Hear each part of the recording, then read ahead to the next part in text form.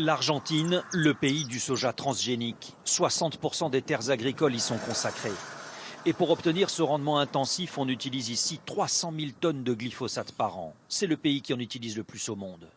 Les spots publicitaires du fabricant promettent une agriculture abondante, mais n'évoquent pas les risques sanitaires des épandages. Pourtant, selon l'Organisation mondiale de la santé, le glyphosate est probablement cancérogène. Et Sofia Gatica peut en témoigner. Elle tient en main la liste des victimes de son village. Elle-même a perdu son bébé 2 jours après la naissance à cause d'une malformation rénale. Quand ton enfant meurt, tu cherches à savoir pourquoi. Et c'est ce qui m'a poussée à mener ce combat. J'ai vu mourir beaucoup de gens.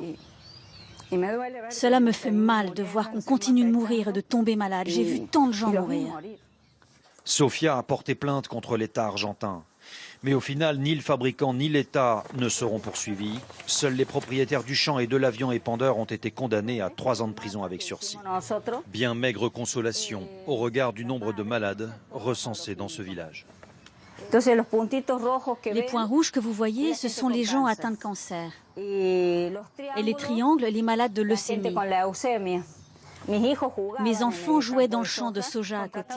Les avions passaient au-dessus des terres pour répandre l'herbicide. 33% des personnes sont atteintes de cancer et 80% des enfants ont des pesticides dans le sang.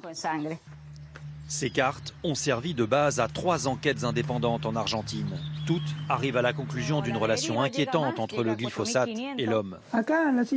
Fabian est devenu la victime emblématique du produit en Argentine. Une peau asséchée, un corps atrophié. Il décrit sans détour une mort qu'il sent venir. Je pèse 44 kilos et je continue de maigrir. Avant, je faisais 80 kilos. Je me dessèche littéralement. Âgé de 51 ans, il est physiquement dépendant de sa mère. Ouvrier agricole pendant 6 ans, cet homme était chargé de verser des litres de glyphosate dans les cuves de cet avion avant les épandages. On nageait littéralement dans ce poison.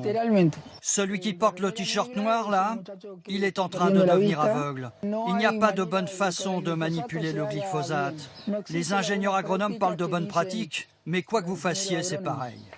Fabian a été diagnostiqué atteint d'une polyneuropathie toxique sévère. Elle affecte son système nerveux.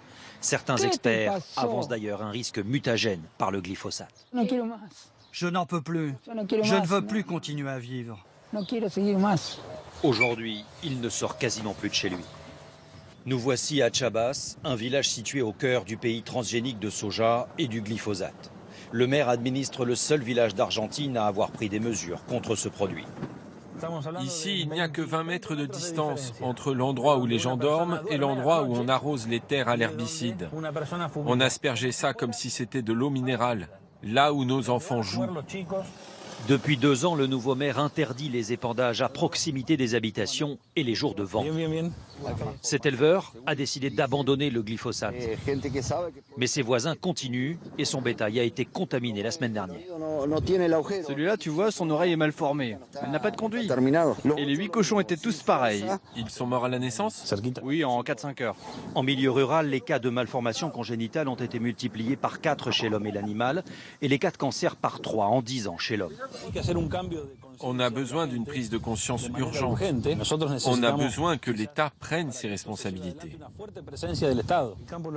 L'Argentine est devenue le 3e exportateur de soja transgénique au monde. Elle-même n'en connaît pas les conséquences sur la santé de millions d'Argentins.